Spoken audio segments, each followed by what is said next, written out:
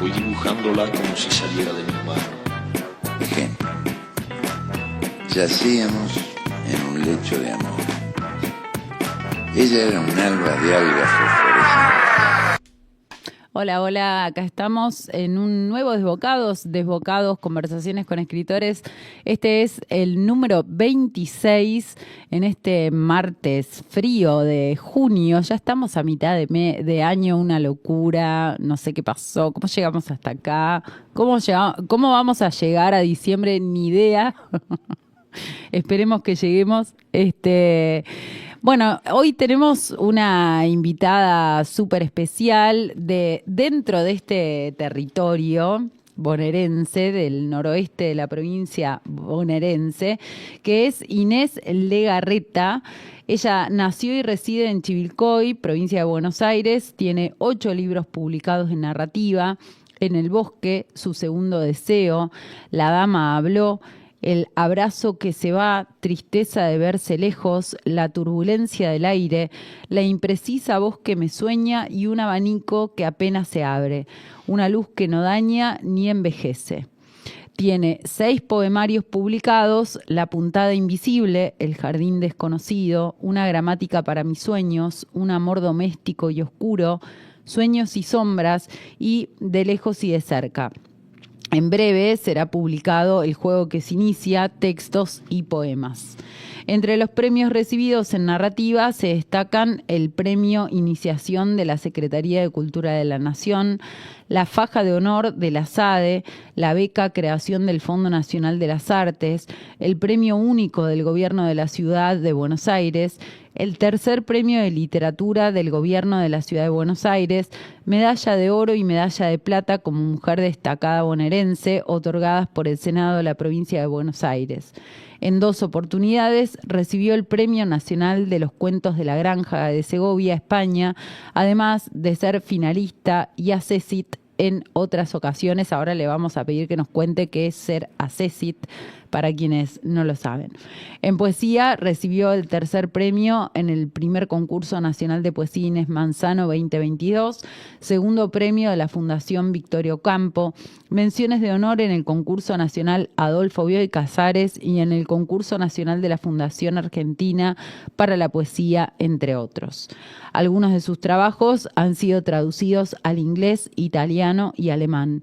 Figura en numerosas antologías de narrativa y poesía, entre ellas la Antología Federal de Poesía de la Provincia de Buenos Aires y la Antología Sobre el Renglón de la Pampa, 7 poetas bonaerenses. Coordinó talleres de escritura y lectura, codirigió la revista literaria Fledermaus, codirigió el ciclo Narradores Argentinos en la Asociación de Artistas Premiados Argentinos, coordinó el ciclo Palabra Poética en la Sociedad Francesa de Chivilcoy desde 2018. Actualmente tiene un micro de lectura semanal en Radio Urbana. Y bueno, nada, le damos, con este curriculazo de Inés, le damos la bienvenida. Hola Inés, ¿cómo estás? Hola Juliana, contenta de estar charlando con vos. Muchas gracias por aceptar la invitación. La verdad que fue un hallazgo para mí encontrarte. Dije, no nos sabíamos de nuestra existencia. Eso es re interesante porque a veces pasa que conocemos poetas o escritores de otras regiones, pero parece que en esta región no nos conociéramos entre todos, ¿no? Sí, como que no hay demasiada circulación entre que somos vecinos, vos sos de Claro. Chacabuco, yo soy de Chivilcoy. Yo te diría, por ejemplo, no conozco mucha gente de Mercedes, que está a 60 kilómetros, Uh-huh. de Suipacha o de Bragado. Por ahí habría que organizar alguna movida regional, ¿no? Claro, Como para... hay una movida tremenda Sí, en sí. Mercedes que te la cuento ya que estamos. El próximo sábado se hace otro Confluencia. Ese Confluencia lo organiza Pedro Santos de Luca, un queridísimo amigo, poeta, Mira. gestor cultural.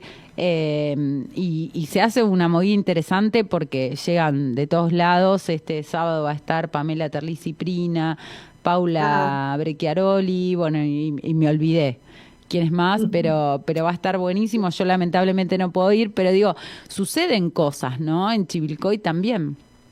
Sí, sí, acá hay, la verdad que hay una actividad casi diría permanente, ¿no es cierto?, de literatura, en todo el arte en general, música, teatro, literatura. Chivilcoy es un polo interesante, digamos, que genera mucho. Tenemos 5 o 6 teatros independientes que están funcionando siempre, no es que de vez en cuando. De hecho, tenemos los teatros independientes más antiguos de la provincia de Buenos Aires. Claro, te iba a decir, fueron cabeza, ¿no? En Fueron teatro. cabeza, porque acá se estrenó el famoso Juan Moreira Hablado, con la compañía de Podestá. O sea que a partir de ahí, por ejemplo, el teatro tiene una larguísima historia en Chivilcoy, la literatura también, o sea, realmente hay un movimiento interesante, en pintura también, plástica, música. Así que yo me incorporé, digamos, a este accionar acá en Chivilcoy después de determinados años, porque al principio yo me relacioné más con Buenos Aires cuando empecé a escribir, por una cuestión de que fui a talleres en Buenos Aires, ¿no? Y también era, supongo, no sé de qué años estás hablando, pero hasta hace poco tiempo Buenos Aires era la concentración de casi todo, y yo creo que después de la pandemia las redes sociales colaboraron como a diseminar esa centralidad y a ver qué pasaba en otro lado. Sí, eso fue muy importante, es como decir, yo creo que la pandemia fue un antes y después en muchísimas cosas, que todavía la estamos viendo, experimentando, viendo las consecuencias, buenas y malas de la pandemia, ¿no? Claro, esto que estamos haciendo nosotras es consecuencia de la pandemia, ¿no? Sí. Ese encierro obligado nos obligó a comunicarnos, a relacionarnos de otra manera, y surgieron muchísimas cosas. De hecho, yo y mis amigos escritores escribimos muchísimo durante la pandemia. Cuando nos volvimos a juntar, me decía, tengo 2 o 3 novelas, tengo 2 o 3 libros. Sí, a todo el mundo nos había pasado lo mismo. A los escritores nos vino bien porque es una actividad de escribíamos. mucho ostracismo, ¿no? Como que en un punto necesitas replegarte. Entonces, la pandemia, en ese sentido, fue beneficiosa para quienes escribimos y leemos casi de manera adictiva. No para todas, obviamente, las profesiones o los oficios. Sí. Exactamente, fue así. Es decir, no nos era, en un punto, a nosotros no nos era tan extraño ni tan difícil sobrellevar ese tiempo, porque de alguna manera los escritores estamos acostumbrados a ese ostracismo. Necesitamos esa soledad, ese estar solitariamente con uno mismo para escribir, ¿no?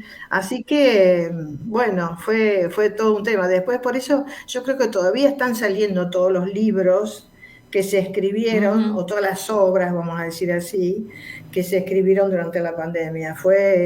La estamos procesando todavía, creo. Contabas que al inicio te vinculaste más con Buenos Aires porque hacías talleres en Buenos Aires, pero supongo que la escritura no surgió ahí, sino antes, ¿no? No, claro. ¿Cuándo surgió? ¿Cómo surgió? Digo, ¿empezó en la niñez, empezó en la adolescencia, empezó en la adultez? Mira, tengo un recorrido en cierta forma tradicional y después se corta, porque obviamente como todos los niños que tienen que les gusta leer, como a mí me encantaba leer, y tuve la suerte de estar muy estimulada cuando era chica con una prima, hermana de mamá, que estaba muy vinculada con Victoria Ocampo, fue amiga de Victoria Ocampo, o sea, estuvo en el Editorial Sur. Bueno, ella me traía muchos libros, me traía a Monteiro Lobato, el gran escritor infantil brasileño que lo amo. O sea, yo estuve estimulada cuando era chica la lectura y por lo tanto leía y escribía. Era la de las composiciones en la escuela primaria, ¿viste? Es la que te hacen leer en los actos. En la adolescencia, obviamente, apareció la poesía. ¿Cómo no iba a aparecer si es el grito sagrado, ¿no? En la poesía en la adolescencia? Y luego lo que me pasó fue que empecé a estudiar, o sea, me anoté para estudiar profesorado de literatura en Buenos Aires, en el Joaquín B. González, gran profesorado. Tremendo, sí. muy bueno. Sí, es señero, digamos, en muchos campos. Ujú. Y ahí tuve la mala suerte de tener o yo fui muy obediente, digamos, no le voy a decir, no voy a decir lo que iba a decir, que tuve la mala suerte de tener una profesora que nos dijo, no, el primer día nos dijo, miren, yo les quiero aclarar una cosa, acá vienen a ser profesores de literatura, no se crean que son escritores. Tremendo, porque eso lo pasamos todos. Vos sabés que yo Tremendo. recuerdo, voy a contar esta anécdota, cuando empecé a estudiar en la facultad, letras en la Universidad de La Plata, teníamos un profesor en introducción a la literatura que tenía como un acento muy particular porque había vivido un tiempo en el extranjero. Entonces nos dijo, si ustedes quieren escribir, tienen que ir a otro lado. ¿No? Y en realidad la mayor parte, hasta que abrió la UNA, ¿no? Las maestrías de la Universidad de 3 de Febrero y otras más, la mayoría, un gran porcentaje de los que tienden a esas carreras tienden a la escritura, ¿no? Sí, en general es así. Y bueno, yo le hice caso, porque yo dije, ay, estoy equivocada. Yo venía escribiendo, pero no tengo que escribir más, porque además me interesaba mucho realmente adentrarme en el terreno literario y conocer mucho más de lo que... Yo había estado siempre pensando que era o historia o literatura. Fíjate que son dos materias que se intercambian y están profundamente unidas.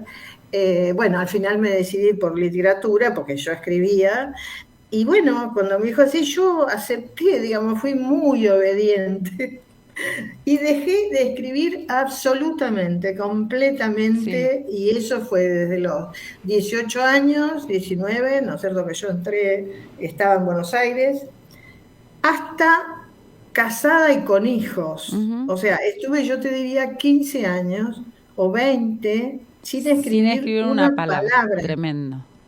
Tremendo, Es tremendo. terrible eso. Entonces, ¿qué me pasó? Por eso me dicen, ¿por qué volviste, por qué estás a escribir? Porque me salvó de volverme loca. Llegó un punto de mi, y es verdad, lo Sí. digo y lo sigo Sí, repitiendo y me lo reí diré porque me hasta sentí que me muera. identificada. Yo tenía todo, estaba casada, tenía hijos, no tenía problemas económicos, es decir, estaba bien, era una vida normal, si se Ujú. puede poner entre comillas eso, pero había algo que no funcionaba, no funcionaba, y yo decía, yo me voy a volver loca, me estoy volviendo loca, ¿qué es lo que me pasa? ¿Qué es lo que me pasa? No sabía qué era.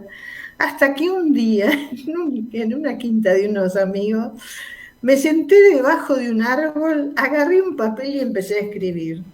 Y escribí un primer cuentito. Bueno, a partir de ese momento surgió, fue como algo que se abre, que está reprimido imagínate, reprimido durante 20 años. Ujú. Bueno, ya dije, no, es esto. Ahí salió como el canal por donde empezó a salir todo. Y ahí, como ya era profesora y todo, me di cuenta que necesitaba alguien que me orientara. Y en Que ese supiera del momento, oficio, ¿no? Porque uno puede por ahí saber teóricamente pero o no pasa por ahí. académicamente, pero el oficio es otra cosa, ¿no? Sí, sí, totalmente, porque yo conozco y seguramente vos también has tenido la experiencia de tener gente muy preparada, eruditas te diría, Ujú. y que sin embargo no pueden escribir, no pueden escribir salvo que sean ensayos o una cosa así, Ujú. no pueden escribir ficción, no pueden escribir poesía, porque pasa por otro lado. Ujú. Yo creo que es necesario el saber, es necesario conocer la historia literaria, es necesario saber quién es, de dónde venís, ¿no es cierto?, con tu escritura, pero después hay que olvidarse de eso. Porque cuando Totalmente. escribís te olvidás, porque Ujú. si no, los tenés acá y son ese peso que no te lo Sí, o podés sacar. inclusive Es de una cosa, género, ¿no? Digo, para hacerlo más fácil, sí, decir, bueno, ahora me voy a sentar y voy a escribir un cuento fantástico, no, no sé, qué sé yo, voy a sí. escribir y que sea lo que sea, ¿no? Lo que pueda hacer. Sí, digamos, porque a ver, si vos no te soltás, si no salís de lo que tenés aprendido, de lo que incorporaste, quedas como encarcelada. Ujú, Entonces, es necesario tener ese camino, para mí, yo ujú, creo que sí, que es necesario. De hecho, yo veo que hay mucha gente que no tiene ese camino, que no tiene interés por conocerlo y para mí fallan, se les cae, digamos, la obra, no se sostiene. Pero también hay un punto en que uno se tiene que olvidar de lo que aprendió y escribir por vos, ¿no es ujú. cierto? Con lo que vos sos. Y eso fue lo que me pasó, pero yo consideré que necesitaba una guía, ¿no es cierto?, para este camino nuevo y fui al taller de Isidoro Blainten Ujú. en Buenos Aires, que fue mi primer maestro, un gran maestro, con un sentido del humor extraordinario, un excelente cuentista, que por suerte lo tuve a él como primer maestro, porque yo digo, siempre si te ponen en el buen camino, después no te apartás Ujú. más. ¿Te Es rompió decir, todas él las me marcaba estructuras las o cosas no? bien, bien grandes. Ujú. Entonces, digamos, fue un gran Te maestro. rompió, digo, las estructuras con las que venías, ¿no? Eh, sí, pero sobre todo me marcó las líneas por donde había que ir, Ujú, ¿no? ujú, Es decir, mira, no te distraigas con estas cosas. Si vos tenés que escribir un cuento, fíjate en esto, en lo otro, y lo que es accesorio y obvio, él usaba la palabra obvio, las obviedades no tienen que existir no, en un cuento. no. Porque no, ¿para qué decir lo obvio? Bueno, esa línea, por ejemplo, a mí me sirvió muchísimo. Ujú, Después pasé a Juan José Hernández, lo adoro yo, poeta y escritor, también narrador, excelentísimo. Él tuvo otra influencia en mí, por ahí más marcada en el lenguaje, ujú, porque era poeta además, claro. era un gran poeta. Entonces tenía una sensibilidad con la lengua muy especial, era agudo, satírico. Bueno, un gran, gran maestro, que yo lo quiero muchísimo, Juan José Hernández, Juanjo.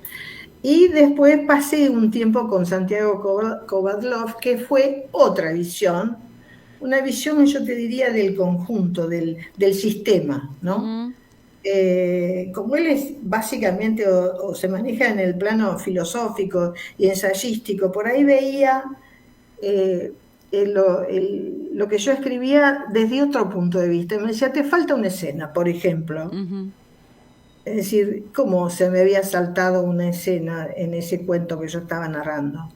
Bueno, tenía que buscarla. Bueno, fueron mis tres maestros de narrativa y a los que yo sigo recordando con muchísimo cariño y admiración y les debo mucho, ujú, les debo mucho. ujú. ¿Hiciste Este, taller grupal con ellos o en algún momento clínica? Eran grupales, Ujú, con Isidoro eran grupales, eh, con Juan José eran grupales y con Santiago tuve particular, digamos, ujú, claro. individuales.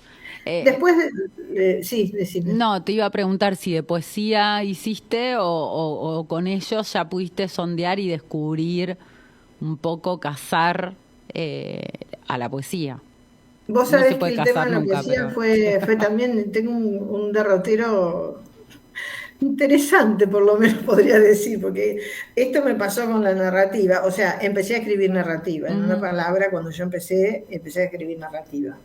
Y como siempre consideré a la poesía la madre de todos los géneros, la consideré algo que no estaba a mi alcance, que era ujú, demasiado para mí, era demasiado.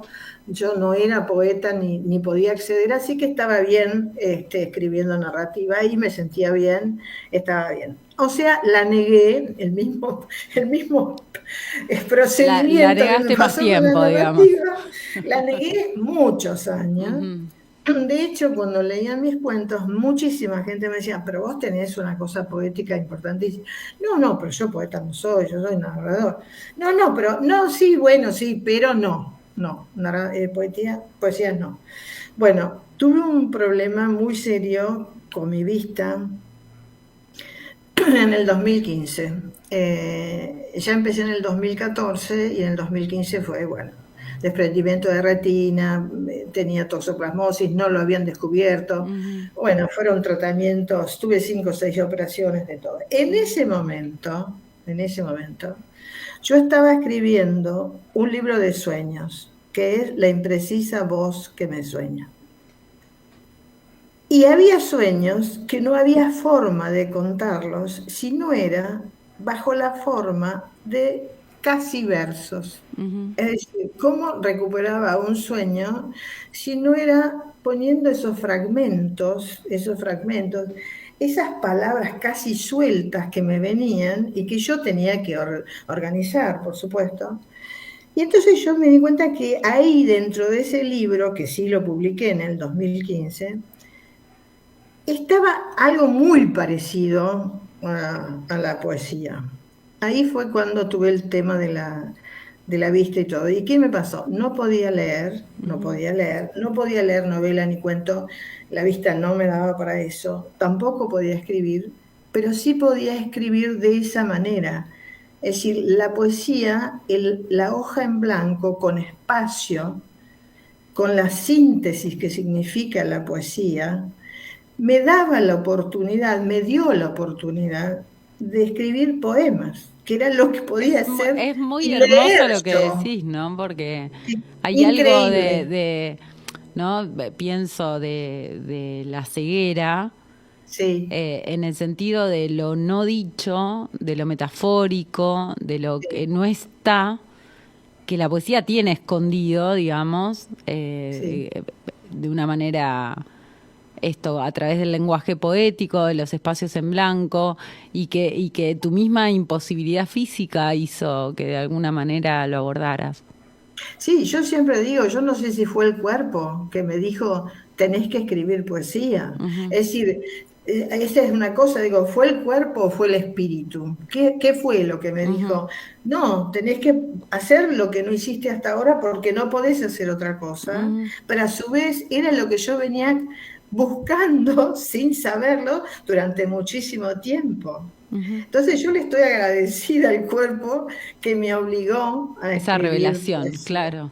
De hecho, después de todo ese periodo, que fue 1 año y pico de operaciones y recuperación, yo cada vez que me operaban tenía que estar sin leer, bueno, una serie de cosas que ya pasaron.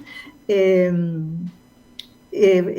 Publiqué mi primer libro de poemas que se llama La puntada invisible, que lo mandé sin ninguna esperanza a una editorial y bueno, primero no lo rechazaron, pero me dijeron, bueno, no esto que lo otro. Y después yo entonces, en realidad no había mandado el manuscrito, le había mandado mi interés en publicar. Me dijeron, bueno, no sé, no, qué sé yo.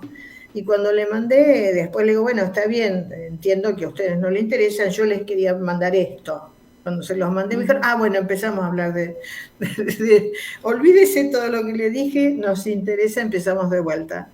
Y fue así, o sea, y lo que me dijeron, bueno, ¿cuántos libros tienen publicado poesía? Ninguno, este es el primero. ¿Cómo? El primero, sí, es el primero. O sea, entré ya, digamos, como suponían que yo había escrito poesía mucho tiempo y no, era el primero. Hay ahora como un mandato de, bueno, si sos escritor tenés que empezar muy joven, ¿no? Después uno recuerda a Aurora Venturini a los 80, ¿no? Sí, sí, Con Las Primas con la y, novela, es claro, su espectacular. premio Sí, y sí, ahí empezó sí. recién a notarse su existencia. Pero digo, todo esto de ir escribiendo en estos talleres, ¿no? Supongo el proceso de corrección y demás, a la llegada de un libro es otra historia, ¿no? Digo, estos textos quizás sueltos, cuentos sueltos o poemas sueltos, ¿cómo llegás a armar un libro que es complejo, ¿no? En un punto. Sí, muy complejo. Es complejo. Ahora, a ver, yo nunca pienso en un libro cuando escribo. Es decir, me pasaba en narrativa, digo me pasaba porque no volví a escribir narrativa cuentos o relatos, sí escribo textos, eso sí. Te conquistó la Me poesía. gustaría volver, tengo como una nostalgia ahora. Digo, pero si yo escribía narrativa, pero si a mí me salían cuentos, bueno, ahora me salen poemas. No sé, creo que en algún momento voy a volver. Nunca pensé, yo estoy escribiendo para un libro. Escribía los cuentos que a partir de lo que me generaba un impacto, por lo menos yo siempre escribía a partir de un impacto que podía ser un impacto que venía de afuera, de la sociedad, de lo que yo veía, de lo que escuchaba. Y lo mismo me pasa con la poesía aparece. Y después, cuando llega un punto que se juntan una cantidad importante o más o menos importante, bueno, fueron mis maestros en realidad los que me impulsaron a publicar. Vos ya podés publicar, por ejemplo, Juan José, ¿no? El primer libro, que es En el bosque, que es del 1990, en realidad yo lo había escrito mucho en el taller, había sido visto por Isidoro, pero cuando fue publicado yo estaba haciendo al taller de Juan José, y fue Juan José el que me dijo, mira Inés, vos ya tenés que publicar. Fue él el que me estimuló, si no yo por ahí hubiese. ¿Y qué te pasó con el hallazgo? Digo, porque de última, bueno, descubrieron estos maestros que había un vínculo entre esos cuentos, había un diálogo, sí, había una historia a narrar en la completud, ¿no? De sí, ese libro de cuentos. ¿Qué te pasó a vos cuando tuviste el libro en la mano, cuando empezó a circular? Mira, el impacto, yo me acuerdo, bueno, el impacto del primer libro, el primero, que es En el bosque, que es de 1990, bueno, fue tal cual la palabra, un impacto. ¿Por qué? Porque, ya te digo, fue una cosa que por ahí yo no me animaba y sin embargo fue este estímulo muy fuerte de Juan José, al que yo respetaba y respeto y admiraba muchísimo. Pero tuvo una repercusión muy grande. El primer libro, muy grande. De hecho, me gané el premio de iniciación de la Secretaría de Cultura de la Nación. Gané la faja de honor. ¿Qué hacer con eso? Con el primer libro me gané todo lo que se te pueda. ¿Y qué hiciste? Porque digo, de repente era la escritora. Gané premios en España. Claro. Bueno, digo, habías dejado de ser la profesora Inés Legarreta para pasar a ser la escritora. Digo, cuando te nombraban así. Me costó muchísimo reconocerme. Me costó mucho. Entonces fue un impacto tan grande que yo estuve casi 1 año y pico sin escribir. Después no podía asimilar. A mí me cuesta mucho asimilar. Me costó muchísimo asimilar que yo era escritora. Me costó muchísimo. Además, me cuesta después de eso decir, yo no soy poeta, yo escribo poemas. Claro. Pero digo, después también es como, después de un libro que tiene la repercusión que tuvo ese, es como, sí, bueno, no sé lo que viene, si va a estar a la altura, ¿no? Uno empieza a imaginar eso. Es decir, ¿qué hago ahora? Digamos, fue inesperado.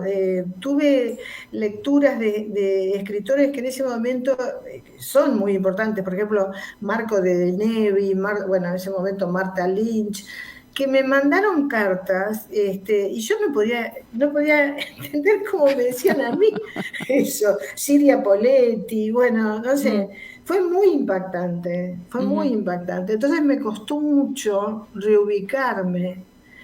Es como decís vos, ahora a partir de ahora, ¿qué hago? ¿Qué escribo? Bueno, cuando me pude sacar de arriba todo eso, dije, bueno, yo voy a escribir, y escribo, y que sea lo que Dios quiera. Claro, escribo porque no puedo vivir sino. Claro, ¿no? Porque gracias a Dios ya me había dado cuenta que si no escribía me volvía loca. Entonces, bueno, te volverme loca y sigo. Y así fue. Recién hablabas de este libro en los 90, bueno, ahora se viene un próximo libro. Sí. ¿Qué variantes encontrás, qué viste en el transcurso de ese tiempo en la literatura? ¿Qué encontraste que por ahí decís, bueno, esto sí incidió en mi propia escritura? Digo, no es lo mismo escribir en los 90 que escribir hoy, ¿no? Sí, primero, fíjate que yo, entonces mis amigas me dicen, te pasaste al otro bando. Bueno, yo tengo muchas amigas que son o son dramaturgas, narradoras, poetas, bueno, muchas narradoras de la época donde yo empecé. Y entonces me dicen, ella se pasó a otro bando. Bueno, eso, ¿no es cierto? Haberme incorporado y no haber dejado a la poesía. Esto ya es un cambio muy importante. Y empezarme a relacionar con poetas, cuando en realidad antes estaba relacionada más con narradores. Ujú. La forma es muy diferente, la forma de la escritura, de la narración, a cómo viene la poesía, cómo aparece y desaparece. Yo digo, la narrativa es para obsesivos, para neuróticos, te volvés neurótica, porque no podés dejar de pensar en eso que estás No, escribiendo. estás en un mambo, digamos, Estás ahí en hasta ese que mambo y capaz no un mes salís. con un párrafo de un cuento, ¿no? Exactamente, y es obsesivo. Yo llegué a escribir 14 versiones de un cuento, Ujú, sí, 15 y no sí. encontraba la forma hasta que, yo digo, no puede ser, duré años, o sea, ¿qué significaba eso? Que como el cuento no me gustaba, no tenía la intensidad que yo pensaba que tenía que tener, ese cuento tardó 10 años en ser publicado. Ujú. No es que, es decir, lo tenía, lo dejaba, lo tenía, lo dejaba, hasta que por fin dije, bueno, esta es. O sea, eso no me pasó con la poesía, que no digo que creo que hay que ser tan severo en la forma como la narrativa, pero me aparece a mí la poesía. ¿Cómo haces? Porque viste que a veces, bueno, la narrativa tiene algo que va un poco, recién lo decías vos, con lo que de alguna manera te impacta, Sí, pero hay un trabajo como más territorial en la narrativa. La poesía es una fugacidad. ¿Cómo haces totalmente. para que aparezca? Porque viste que en un punto somos como si fuéramos de un pueblo originario haciendo rituales para que aparezca la Sí, poesía. ¿Cómo haces para sí. que aparezca? Eh, yo la sigo, es decir, no tengo la capacidad de sentarme. De hecho, en este tiempo no estoy escribiendo nada. Ujú, Son las peores épocas de mi vida, como te queda claro que siempre me pasó, ¿no? Yo tengo lagunas, desiertos escriturales, ujú. que cuando me duran un tiempo indeterminado. Yo sé que pasan, pero cuando me pasan, es desesperante. En este momento estoy en uno de esos. O sea, yo no tengo la capacidad de sentarme y digo, bueno, voy a escribir un poema. Yo tengo amigos que escriben poemas todos los días, los admiro Qué bárbaro. profundamente. Ay, cómo me Sí, encantaría, a mí como también. Lope, que escribía. Bueno, Ujú. no, yo no.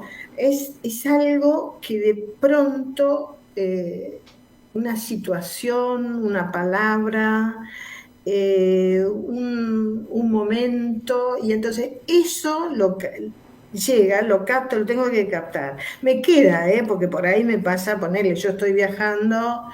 Y en un momento, ahora te digo una cosa, a ver cómo me surgió un poema. Limpió el vidrio del auto donde había mucha humedad, los vidrios estaban empañados, y dice así, se hizo un óvalo. Y ahí vi la poesía, es decir, Ujú. a través de ese óvalo vi la pampa, por la cual estábamos andando, pero estaba tapada. Bueno, entonces eso, que es mínimo, me generó un poema que no lo escribí en ese momento, pero esa imagen, Te quedó. esa sensación de ver la pampa a través de un óvalo, me quedó y es un poema después. Ujú. Eh, pero es así, yo no tengo, no puedo, no tengo capacidad de, como tienen algunos, decir, bueno, yo tengo amigos que dijeron un poema o 5 poemas por día durante, qué sé yo, como Aira, viste, que dice Mm. hay que escribir 20 o 30 hojas diarias, Y o no no sé cuántas. corrige. y no corrige. Y bueno, Es y tremendo. escribe.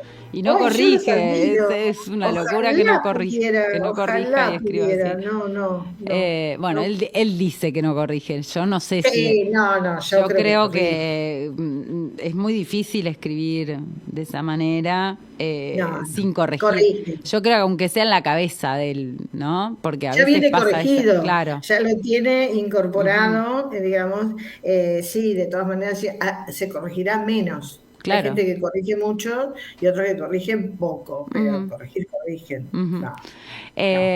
Recién decías, bueno, la poesía como algo inesperado, pero digo, lees. Ah, Te- muchísimo, ¿Y qué estás muchísimo. leyendo actualmente? Bueno, a ver, lo último que leí, que no, no es poesía, pero sí, porque la verdad que tiene una prosa extraordinaria, es Han Kang, la, la premio Ganadora del Nobel, premio la Nobel. coreana, que leí la clase de griego. Estoy buscando la vegetariana, que todavía no la leí. Y ahora salieron unos cuentos de ella que también los quiero leer. Y la verdad que fue una prosa que me impactó, me Ujú, gustó muchísimo. Eh, Hay como silencio, digamos, y eso la une a la... Bueno, hay mucho de poesía, de hecho hay en la novela hay muchísimo, hay poema, hay poesía, ujú, hay mucha interacción en su escritura, eh, con el silencio, la lengua. De hecho es una persona que no habla, ¿no? ujú, No dejó de hablar, y va a una clase de griego. Es extraordinaria, la novela es extraordinaria y tiene un altísimo grado de poesía, de poética, es una prosa poética profunda, indagación sobre el silencio, las palabras, la visión, la imagen y todo esto relacionado con la lengua, ujú, porque el profesor de griego, voy a decir algo, se va quedando ciego. ujú. Es decir, va perdiendo la visión y ella no habla. Fíjate vos, esa interacción, Claro. ¿no?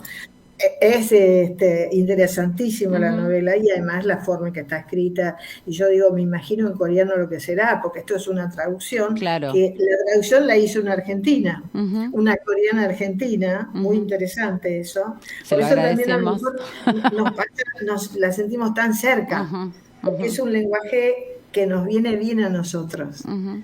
Porque yo leo algunas traducciones españolas y bueno, me No, yo, no, espanto. yo ya cada vez No, menos. es No puedo, imposible. no puedo. No, No no se puedo, no puedo. puede, es imposible. Entonces, esta no, esta es una Ujú, traducción que nos es muy cercana a nosotras, a nosotros. Y bueno, eso fue lo último que leí en prosa. Y después, poesía estoy leyendo siempre, ujú. permanentemente. Claro, te la Uno, por los topás en libros que todos me... lados, ¿no? Digo, eso ya uno no necesita ir a comprarse el poemario, que está bueno, porque lees, Sí, el poemario es un gran poema, sí. pero todo el tiempo te la topás en redes sociales, ¿no?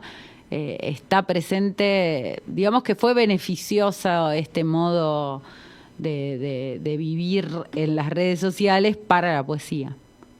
Totalmente, sí. Y además, como vos, como nos pasó a nosotras, es decir, te conoces con alguien y Ujú, intercambiás libros, te traen libros de otro lado, ujú, te llegan, algo que vos comprás, las redes sociales, como decís vos, así que es permanente, ujú. es permanente. Sí, poesía leo muchísimo, ¿Cuándo te das cuenta muchísimo. que eso que estás leyendo es poesía?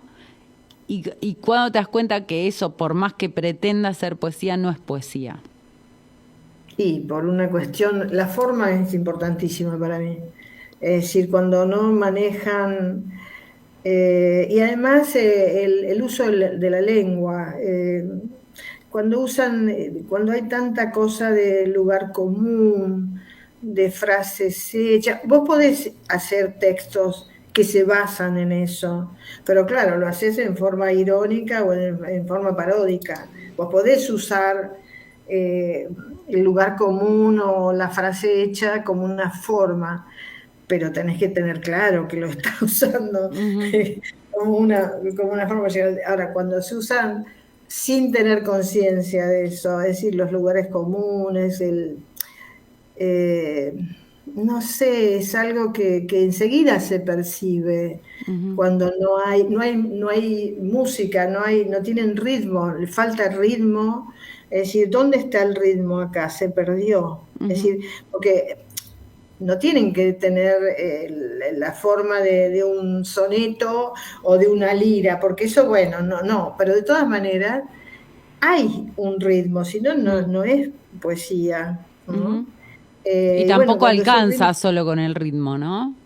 no alcanza. De Ujú, hecho, yo, a ver si vos me pedís cómo te ubicás, y bueno, yo digo, a mí me gusta la poesía que dice algo, que te ujú, dice algo y lo dice en forma poética. ujú, Es decir, tiene ritmo, mantiene eso que se necesita para que vos percibas música en lo que ujú, estás diciendo, un ritmo más que música, pero además te está diciendo algo, aun cuando hay otras formas en donde el sentido, vamos a decirlo, queda absolutamente de lado, ¿no? No ujú. importa lo que aparezca, sino cómo se van dando las En palabras, su cómo devenir. llegan, Ujú, cómo es ese juego de palabras que se van encadenando, y si dicen o no dicen algo, no importa. Bueno, a mí me importa. ujú.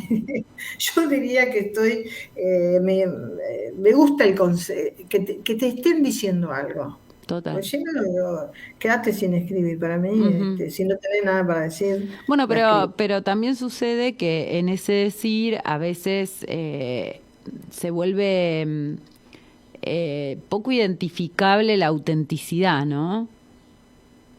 Digo, la Sí, originalidad en literatura sí, en su manera más cruda no existe, no existe, no, pero digo, hay algo de la propia mirada sí, que debería, sí. ¿no? Aparecer. Digo, si a mí me Sí, yo, gusta un yo digo, poeta, está mira, bueno, pero no necesariamente copio tal cual como escribe, con el mismo ritmo. sí, vos sabés que yo digo que yo leo, a ver, sobre todo en las redes y todo lo demás, yo los identifico como neutros, poemas neutros. ¿Qué quiere decir para mí un poema neutro? Que lo puede escribir cualquiera, o sea, que son intercambiables. Es decir, vos escuchás bueno, viene de este lado, aquel otro, pero podrían uno intercambiar, es decir, lo escribió este o el otro es lo mismo, porque no tienen un signo de eso que vos decís que es propio. Es Ujú, decir, que vos reconoces una voz. ujú, Entonces, esos poemas neutros, intercambiables, para mí no son poesía. ujú. ¿Entendés? Sí, aparecen como poemas, pero si no tienen una voz que los sostiene, bueno, Hay algo muy importante que decías recién respecto de, para mí tiene que decir algo.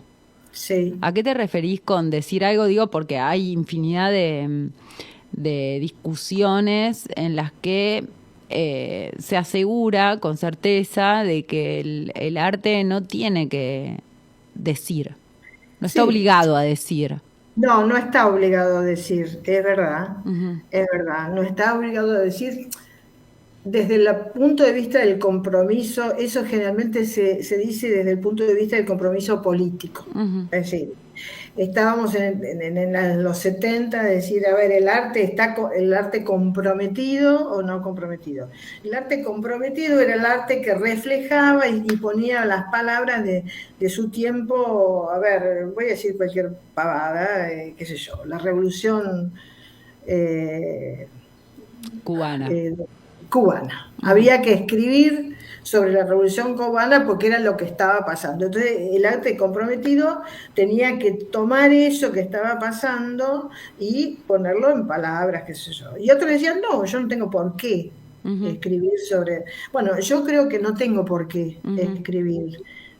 Creo, sí, que cuando escriba, en el momento que escriba, si yo vivo en ese momento, algo de eso va a aparecer en lo que yo escriba. ujú. Es decir, no Es inevitable. necesito hacer un manifiesto, por ejemplo, sobre lo que significó la dictadura argentina, nuestra, Ujú, lamentablemente, pero en mis cuentos está, ujú, porque digamos, hay cuentos donde está implícito el momento, ¿no es cierto? el miedo, la persecución, el tema de tener que salir del país, lo que generaba, es decir, sin que yo hable explícitamente sobre eso. O sea, yo decía algo, estaba y creo que dije algo, ¿no es cierto? Sin que se viera una Literalmente, bandera, claro. ¿entendés? Bueno, Entonces, vos sabés que este último mayo acá en Chacabuco hubo bastantes acontecimientos, charlas y debates, quizás no públicos, alrededor de la obra de Haroldo Conti, que ajá, sostiene que el compromiso político no es escribir pampletariamente. A esto y que te yo estoy de estás acuerdo. refiriendo, y sin embargo su compromiso político Claro, partidario es el que consecuentemente hace que lo secuestren y sí. desaparezca, pero en su literatura, digo, no enmascaró mismo, hay un simbolismo, ¿no? No, en ningún momento dice la triple A, por ejemplo. Claro, eso es. Yo creo que el escritor se está comprometido con su tiempo porque no puede no estarlo, Ujú. porque lo que va a escribir de alguna manera va a reflejarlo. Ahora, eso lo hace instintivamente, es Ujú. decir, no es una regla, una imposición que viene vos porque sos escritor, tenés que hablar sobre los desaparecidos, no. Es decir, Bueno, a lo mejor, Borges mata a Martín Fierro, sí, y no tiene su ensayo donde dice no hay camellos en el, se me fue el nombre, sí, en el Torá, sí, ¿no? sí, sí, sí, Y me sin dice, no, embargo no, sigue no, siendo, no, sí, no necesito escribir sobre gauchos sí. para que esto No, sea usar literatura la palabra argentina. gaucho para hablar de la pampa, Claro. o el camello para decir que estoy en el desierto. Es Ujú, decir, el desierto se muestra de otra manera. ujú, Bueno, estoy en esa teoría. Es decir, esa es mi posición. Por lo tanto, yo creo que siempre se dice algo. ujú. Se Siempre. dice algo, la manera de decirlo es donde uno se pone de un lado o del otro. Es decir, la forma es muy importante porque, como vos dijiste, originalidad en la literatura, bueno, básicamente no existe, pero ¿cómo decimos lo que ya venimos diciendo desde el principio de los tiempos? Desde los dibujitos en las Claro, cavernas, desde los ¿no? dibujitos estamos hablando del amor, del odio, de la injusticia, Ujú, de la muerte, ujú, del tiempo. ujú, Estamos hablando de eso, de la decadencia, ujú, estamos hablando de eso, del poder, de la injusticia, de la ujú. justicia, de la verdad, de la mentira, pero estamos hablando siempre de eso. Ujú. Entonces, Inés, no quiero que se nos termine el tiempo y te quería preguntar sobre este nuevo poemario que se viene. ¿Cuándo se viene? sí. Mira, está por salir, no, por ahí en este mes ya tendría el libro, no sé qué voy a hacer todavía con él, cuando esté. En realidad son textos, vos sabés que, a ver, esta idea, los escribí sin pensar, o sea, no sin pensar, no fue una cosa que yo dije, voy a escribir un libro de estos textos, no. Estaba en un periodo de no escritura y un día muy enojada, como estoy sentado ahora, vi este vaso, Ujú, entonces dije, bueno, el vaso, y empecé a escribir sobre esto, sobre lo que me rodeaba. ujú, El vaso, el mouse, el libro apoyado sobre el escritorio, la lámpara que está apagada, cosas así, ¿no? O sea, era casi surrealista, ujú, sin ningún hilo conductor. Miraba y veía el sauce que veo detrás de la ventana y sobre el sauce que veo detrás de la ventana escribía algo. Bueno, y si fueron haciendo textos así que me divertía, porque era como no tener ninguna regla ni nada. ujú, Tenía ganas de escribir sobre la goma que uso para borrar. ujú. Bueno, y los puse, empecé a ponerlos en Face. Yo he publicado mucho en Face y tenían una repercusión bárbara. Por supuesto me decían poemas. Yo no sé si son poemas. Para mí son textos. eh, y bueno, se fueron haciendo unos cuantos Y llegó un punto que dije, bueno, con esto los tenía ahí como tengo tantas cosas y yo dije, bueno, es hora de empezar a juntar lo que tengo escrito, que tengo mucho y así, la segunda parte hay algunos poemas, digamos, respetando Ujú. la forma de la poesía, ¿no?